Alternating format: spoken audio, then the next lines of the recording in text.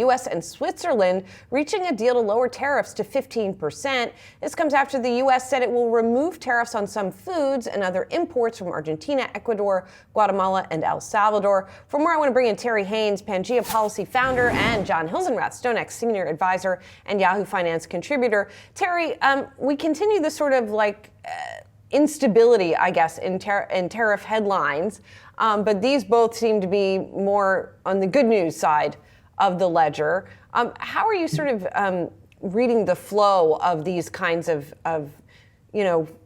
changes that the administration's doing? I mean, the one on the bananas and coffee seems particularly aimed at this affordability question that's been rearing its head. Sure, there is some of that, Julie, and good morning.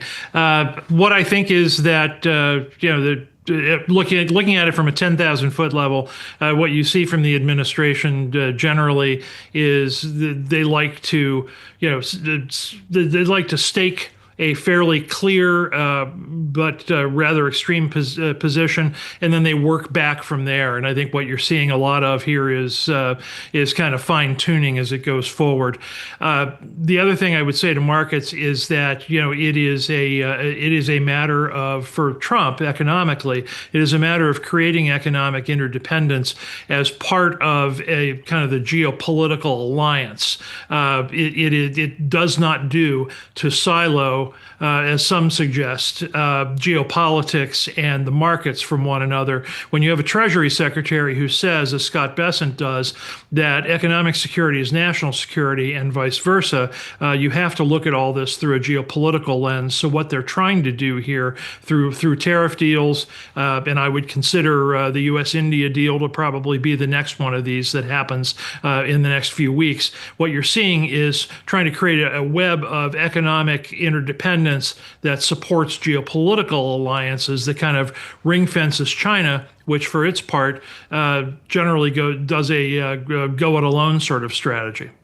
John, is that how you view all of this? It's also interesting to get these headlines, the backdrop for which is still some Fed officials, Jeff Schmidt being the latest today, still saying that inflation fight is not done yet.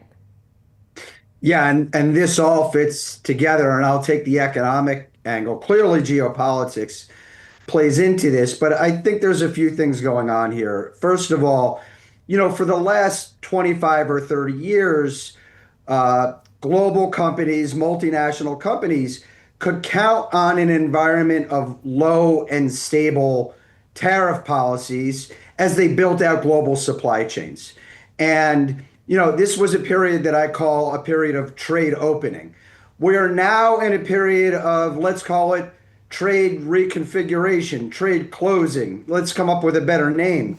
But what it means is that tariff policies are unstable. They're generally going higher. We don't know where they're going to land, but they're unstable. So this certainty that multinational companies had as they built out global supply chains is now going away. I think the economic consequences of that is that, as part of the period of trade opening, we had a long episode of global goods price deflation. Just walk down a Walmart aisle, you saw all this cheap stuff. We're now reconfiguring that too, which is causing somewhat upward pressure on inflation, the cost of living, affordability, whatever you want to call it. And I think the Trump administration is seeing the pressure of that on American households. We saw it in the last election, and they're responding to that on a case-by-case basis. Try to bring your coffee price down. Try to bring your banana price down.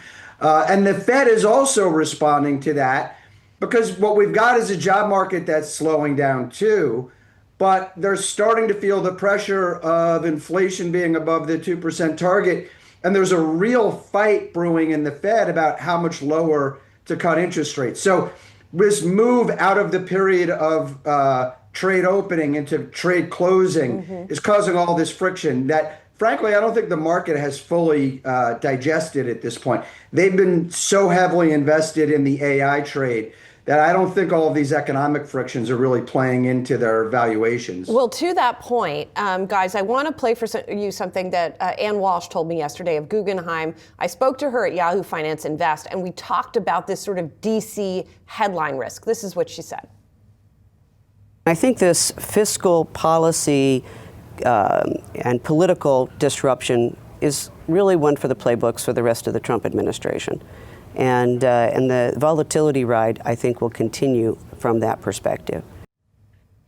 You know, this sort of feeling of not being able to sort of get the ground beneath you, and Anne's suggestion that this is what we're doing for the next few years, Terry, from a market's perspective, how do people sort of internalize that and deal with that? Well, I think you start by understanding that increased volatility compared to zero or near zero, as it was before, is going to continue. Firstly, secondly, that there are bounds, and I do think it's you can look through the administration's policy and understand, generally speaking, what the end game is, which is more stability in tariffs, more economic interdependence among these countries, and all the rest going forward. But the old world where where you could take the economics and silo them off from what Ms. Walsh calls headline risk in Washington is gone. And it's gone because of it's not gone because of Trump. It's gone because Trump has chosen to put together a different way of responding to the geopolitics that exists. And they're doing that. It will take some time. I'm not here as an administration apologist by any means, but what they anticipate is that between the economic impacts, the positive economic impacts of the tax bill from last July, combined with a more rationalized tariff policy, among other things, that they will have created a situation together that starts attacking inflation and affordability issues. John, you've been watching those inflation and affordability issues really closely. You've been watching the haircut prices, I know, very closely. Do you think that what's happening right now is going to be successful at getting some of these prices down, or at least making them rise less quickly? I think we've got a real challenge on our hand getting inflation down to the Fed's 2% target. And I think that's going to be an economic theme and a political theme for the next year, which we just saw in this kind of off-cycle election in November. And I want to bring another point to that, which is your earlier guest talked about fiscal policy. I think there's also a fiscal policy story here. So the Trump administration is now talking about measures like a tariff dividend for households. They're talking about making direct payments to households to cover their health care costs. And I think as we go into the midterm elections, this becomes part of the debate of kind of recycling these ideas of just sending money to households to adjust to the high costs of living. Now, this is a double-edged sword. A lot of American households need the money because of this K-shaped economy that we've got, but we've got a deficit that's running at almost $2 trillion, 6% of GDP.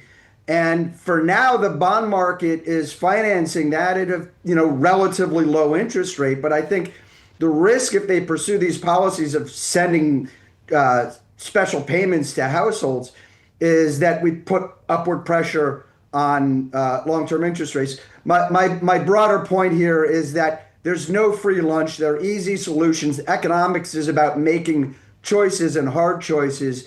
And we're staring at a lot of hard choices right now. There's never a free lunch. I think that is a good bottom line. Terry, John, good to see you. Thank you.